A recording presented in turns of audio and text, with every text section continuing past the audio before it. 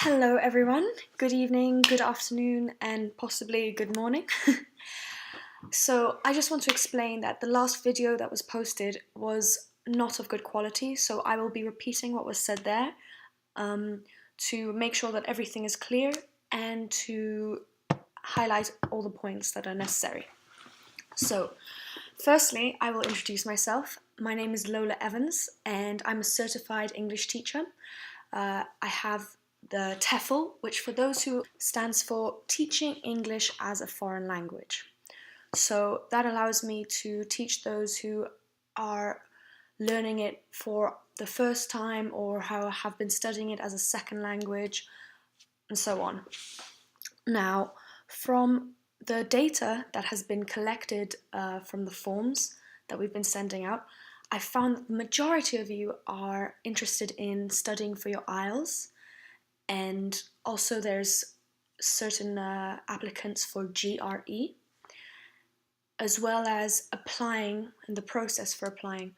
There are also some of you who are interested in bettering your English, so to enhance comprehension in general. There are some of you who are interested in it for work reasons, and I would say that's the majority of you.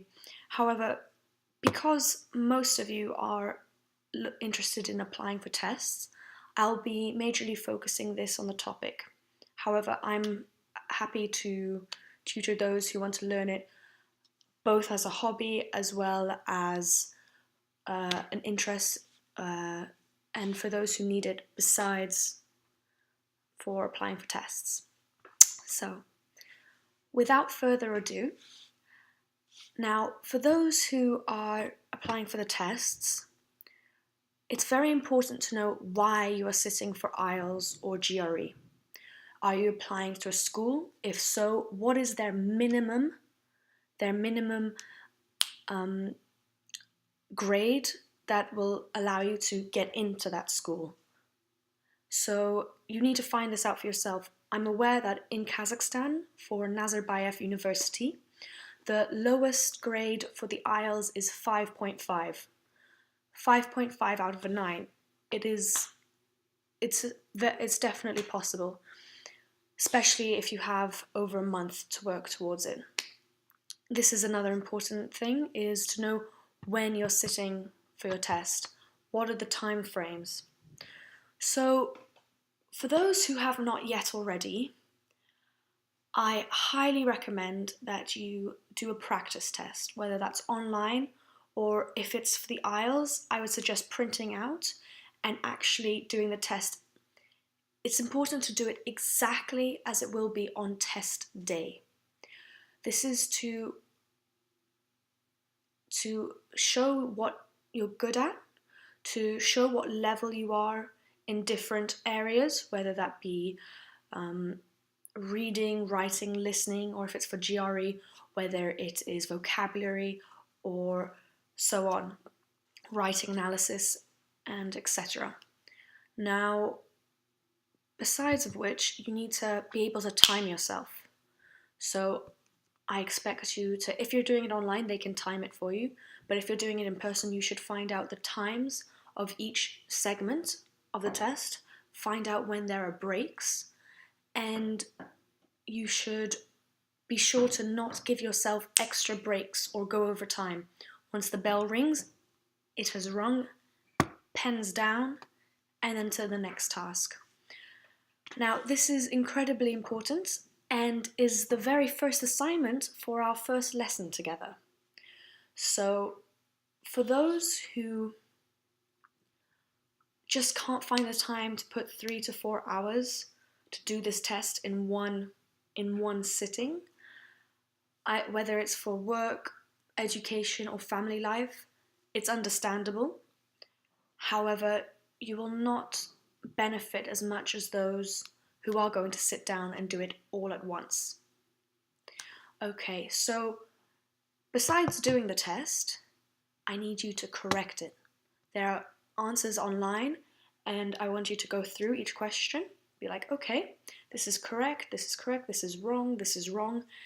And now, if you have the extra time, it will be very useful if you analyze your your your answers. So just as important as it is to find out what you get wrong, also find out what you get right, because this is your strong point. And it's important to build confidence when learning a language or bettering a language. But we must not forget to find out what it is you get wrong, especially if there's a pattern, because this will be our focal point at the very beginning stages of our classes together. Now, so for our first lesson together, I want you to prepare the test, have it corrected, if possible, have an analysis, and then besides that, have pen and paper, whether that's a notebook or a file. I would recommend you have one book or one file for our lessons together, so that you can always go back to see what you've learned, see your progress, and make notes. This will be very valuable for you. However, this is entirely up to you. This is not mandatory. Whatever is most comfortable. So, moving on.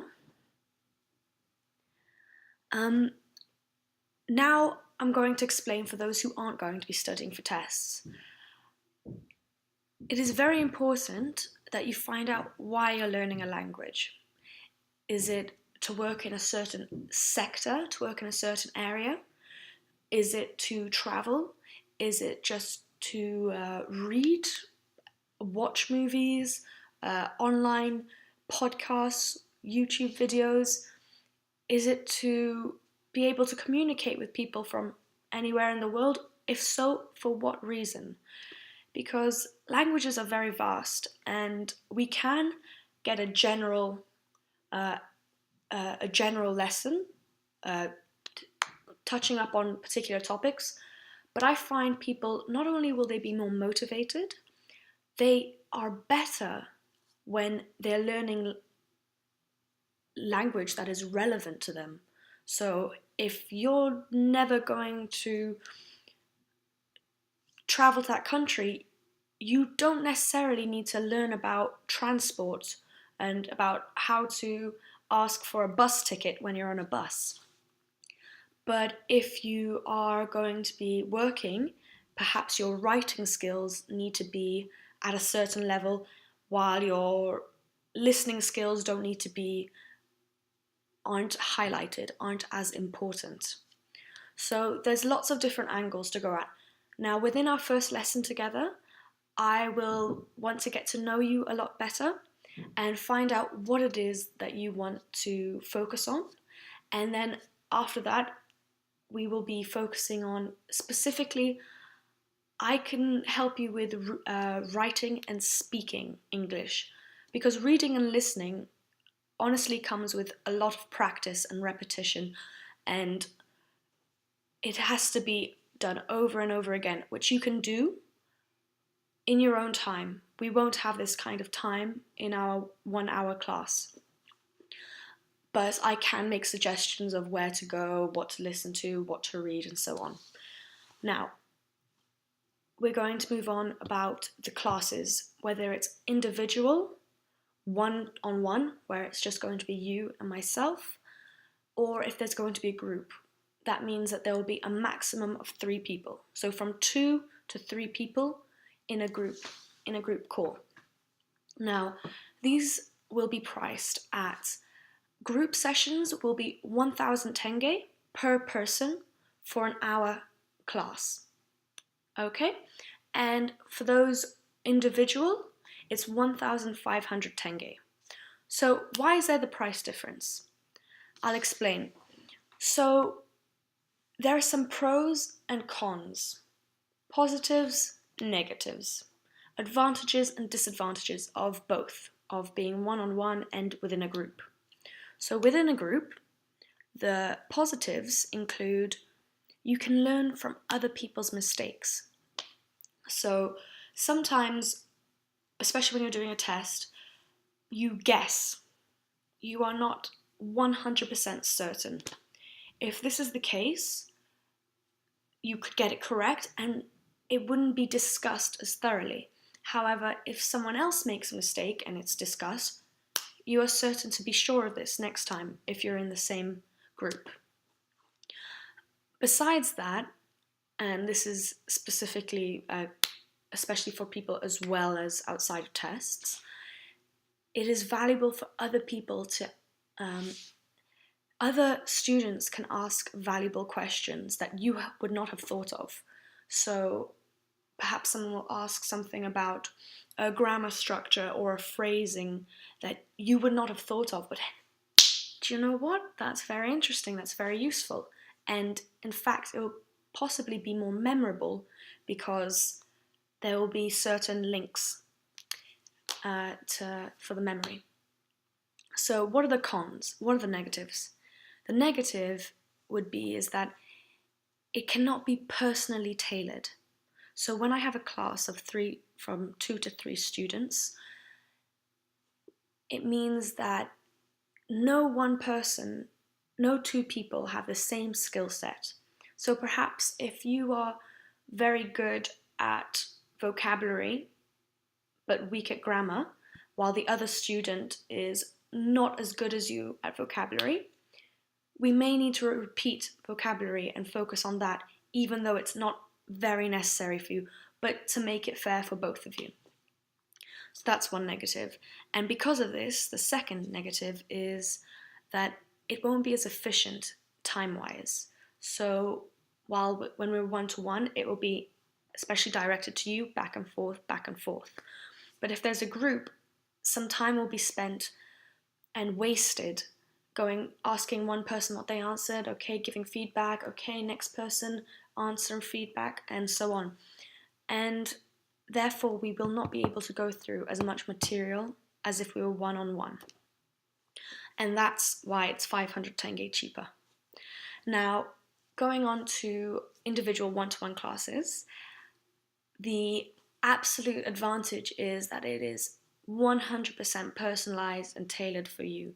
So within our first class together, I will recognize some of your strong points and weaknesses, and then we can build upon that. Each class, step by step, we're going to get you to where you want to be. This is only possible when it's one-on-one. And as for negative, I suppose sometimes you're not feeling as proactive, and when there's other students, sometimes the lesson can have that flow because other people are asking questions, other people are answering, and if you're having a day where you're not full of energy and not very motivated, which I don't suggest, but I understand it happens to us all once in a while, then perhaps that lesson won't be as it won't hold as much information and won't be as interesting. But really, I don't think that's much of a negative because even when you're sitting in a group, this could happen. But anyway, moving on. I do have one thing to say. From the 20th of May, I believe, from the 20th of May of this month till the 9th of June, I will be abroad. I will not be in Kazakhstan. So our timetable, our schedule, when our classes are, will change. However, I will discuss this more in person when we have our classes and when the time is closer to see how we will fix things. Now, apart from that, so yes, classes will be on Skype, as I found that it's completely accessible, it's free, and it is of very good quality. However, if for whatever reason Skype is not accessible for you, we cannot always do our class over Google Hangouts. So both options are there. I suggest Skype, however, it is up to you. Okay. So now I will be giving my Skype contact via the Telegram and WhatsApp chat, which if you're not already a part of, I will leave a link in the description of this video. So once we have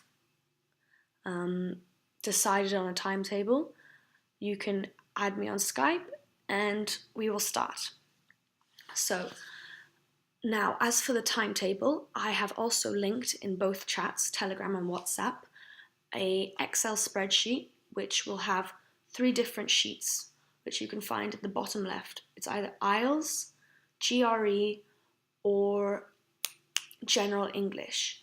Now, depending on what you're focusing on, whether that's IELTS, GRE, or for work, interest, passion, not a specific test, head for General English.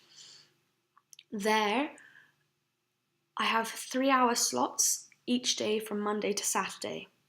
Now, in bold, write your name, where you would prefer to have a lesson, and if it's taken up or if you're quite flexible, you can always put your name in italics, when the text is a little bit wavy, italics, and that will be your second option, your maybe.